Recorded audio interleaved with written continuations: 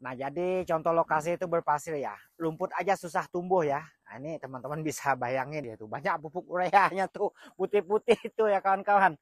Cuma ini buahnya seperti ini. Nah, bagian daunnya seperti ini. Ah, nih.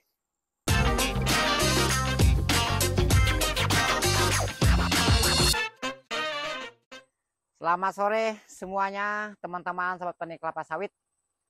Nah, di video ini saya akan membahas tentang tanam kelapa sawit yang kita tanam di lokasi yang berpasir. Nah, emang waktu itu kita pernah membahasnya juga, cuma tidak semuanya mampu kita bahas sekaligus ya. Nah, jadi usianya pada hari ini, tanaman yang ada di sekitar sini sudah berusia 4 tahun. Nah, jadi usianya sudah 4 tahun ya kawan-kawan. Nah, jadi pertanyaan kawan-kawan yang sering muncul itu, Bang, bagaimana dan seperti apa cara perawatannya supaya tanaman itu tidak tumbuh kerdil kalau yang di lokasi yang berpasir? Nah, jadi cerita itu ada punya sahabat kita itu katanya suka kerdil kalau memiliki lokasi yang berpasir.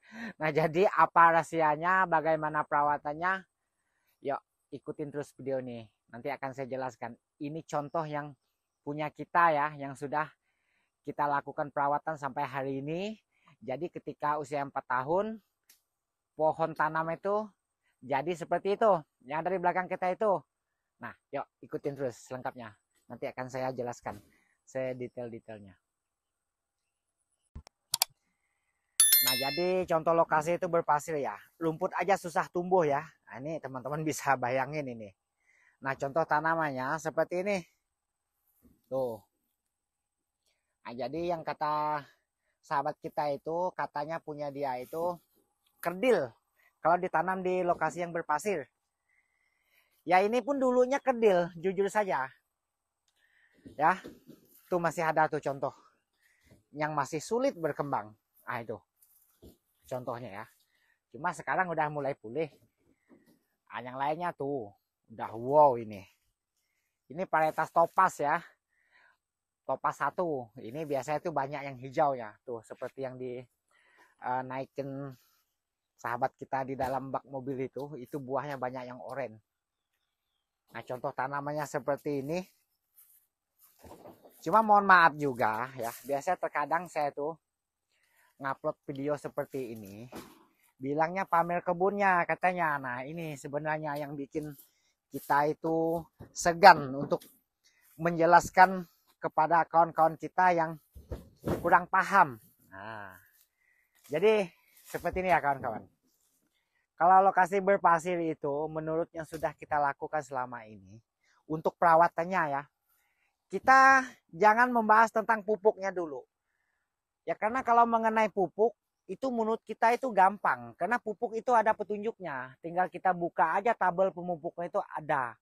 Mau yang sistem pakai pupuk tunggal atau menggunakan pupuk jenis majemuk, misalnya NPK. Nah, cuma di kebun ini kita selalu menggunakan pupuk jenis NPK. Nah, nanti saya akan bahas seperti apa cara kita nerapnya pupuk berjenis NPK pada tanaman yang ada di sekitar sini.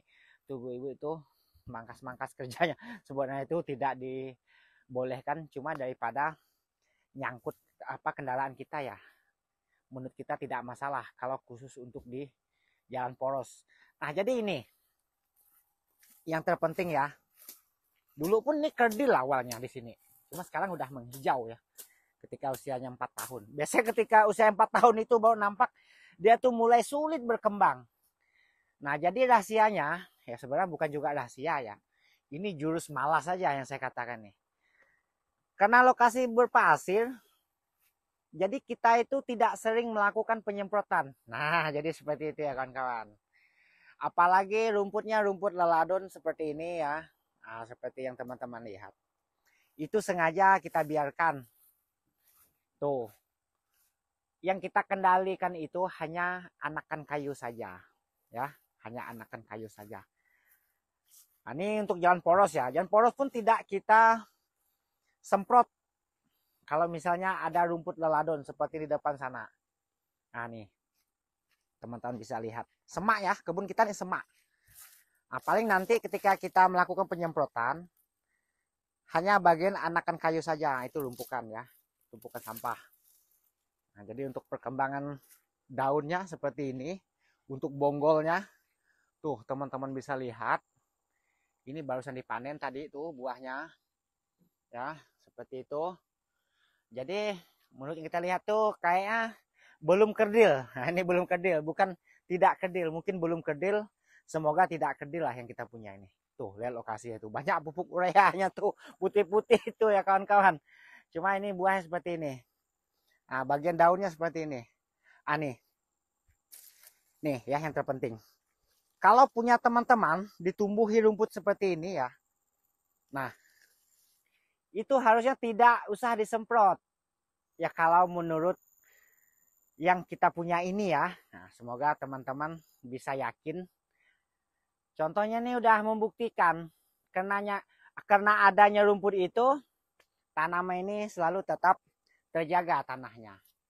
Ya karena umumnya tuh di lahan berpasir itu suka kekurangan air. Jadi tanaman kita itu suka mengering daunnya di bagian bawahnya. Nah, maka kita biarkan rumput itu menutupi tanah. Ada juga ini kita membutuhkan yang namanya jangkos waktu itu. Nah, ini pernah kita terapkan jangkos ya. Dari mula tanam sampai 4 tahun, kemarin udah kita terapkan 1 kali jangkos. Nah, tahun ini kita ada nerapkan jangkos lagi. Cuma tidak full rutin, cuma berjalan terus ya pekerja yang namanya menyusun jangkos. Nanti teman-teman lihat di depan situ seperti apa cara kita nyusunnya. Supaya apa ya? Supaya tanam ini tidak sampai kerdil seperti yang teman-teman kita bilang tadi, punya diet kerdil katanya. Karena mungkin yang kerdil itu tandus, dia terlalu rajin menyemprot. Nah, sehingga tanah tandus dia jadi kerdil tanam. Ah, ini contohnya ya, hampir kerdil. Cuma kita cepat melakukan penyusunan jangkos. Nah, seperti ini. Ini masih pola keliling ya. Ya nanti ketika udah 5 tahun ke atas atau 6 tahun ke atas, kita lakukan dengan cara yang berbeda. Tidak lakukan dengan cara keliling lagi. Ini kan karena masih kecil kemarin, jadi kita lakukan dengan cara keliling untuk melakukan penyusunan jangkos pada tanaman ini. Nah, jadi hanya itu rahasianya.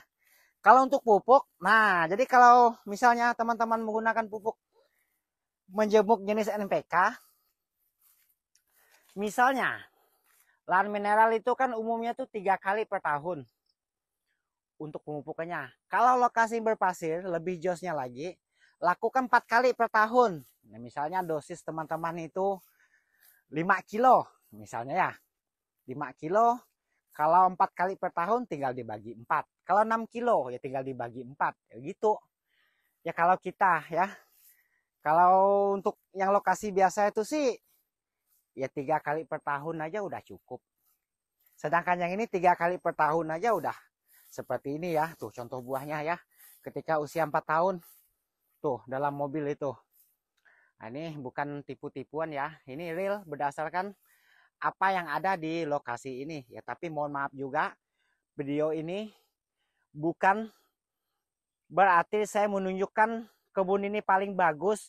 Cuma ini kan kita menunjukin contoh nyata lokasi berpasir itu masih bisa menghasilkan. Nah, tergantung perawatan. Nah, jadi ini dia perawatan apa itu perawatan ya? Itu dia lokasi berpasir itu tidak mudah ya menurut kita. Tapi kalau udah tahu, udah terbukti, ya nanti mungkin kalau udah nyusul yang berikutnya lagi, kita udah ketemu ilmunya. Hanya saja pengendalian gulmanya harus betul-betul dijaga, tidak menyemprot terlalu tandus. Ada juga misalnya ada tanamannya yang terendam, dibuat aliran air supaya tanaman ini tidak terendam pangkal tanamannya. Karena di lokasi berpasir itu suka basah ya umumnya di bagian pangkal tanamannya. Itu usahakan tidak ada air tergenang di pangkal tanaman itu. Nah, kalau untuk pupuk ya itu sama saja. Yang namanya lokasi mineral itu, ini kan yang namanya berpasir itu masih sekelas mineral. Ya ikutin sajalah petunjuk yang ada direkomendasikan oleh misalnya dari PPKS ya, dari apapun itulah ya. Yang penting yang sesuai direkomendasikan. Nah, itu kalau untuk pupuk. Nah, cuma kelebihannya dia tidak bisa jauh dari yang namanya ini tadi pupuk organiknya juga. Ini boleh dikatakan pupuk ya. Ini jangkos ya. Ini harus kita susun keliling supaya apa? Supaya akar tanami tetap lembab. Nah, karena umumnya itu di lokasi berpasir itu tadi mudah kering ya, mudah kering. Daya serapnya itu misalnya ketika musim hujan dia sangat basah, ketika musim panas airnya itu sangat jauh ke bawah. Jadi akar tanamannya ini mudah kering. Nah, jadi menyebabkan tanaman kita itu mudah menguning bagian daunnya, terutama di bagian bawah. Itu nampak sekali kalau misalnya tanaman kita itu kekurangan air, pasti dia mudah menguning pada daun bagian bawah tanaman ini. Nah, jadi seperti itu ya penjelasan yang bisa saya sampaikan. Semoga cara ini bisa memberi manfaat ya. Jadi teman-teman yang memiliki yang kedil tadi itu, usahakan kalau misalnya ketemu rumput yang seperti itu tadi, jangan disemprot, biarkan saja, nggak apa-apa, agak nyangkut kaki, tapi itu kan aman ya, tidak setinggi bagaimana, cuma segitu-gitu doang. Nah, nih misalnya ada pakis itu juga, kecuali misalnya sangat mengganggu di pangkal tanamannya, itu saja yang kita bersihkan, itu pun dengan cara dicabut atau ditebas pakai golok misalnya. Kalau ada di sekitar sini ya udah biarkan saja ya. Ini ada fungsinya juga itu pelembab tanah. Kecuali ilalang. Nah, itu umumnya lahan berpasir itu hindari namanya ilalang. Itu akan membuat apa tanah tanaman ini jadi keras, mengering. Nah, itu akan bersaing nanti dengan akar tanaman kelapa sawit kita. Itu jeleknya ya, namanya semak ilalang itu. Oke, untuk teman-teman, hanya inilah video yang bisa saya sampaikan. Semoga cara yang kita lakukan ini bisa memberi manfaat untuk teman-teman para sahabat petani kelapa sawit. Tetap semangat, kebun dirawat, semoga cepat berhasil ya. Ini kita kebetul lagi manen. Saya masih mau muat dulu, mau bantu teman-teman kita. Nanti akan kita upload lagi video yang berikutnya.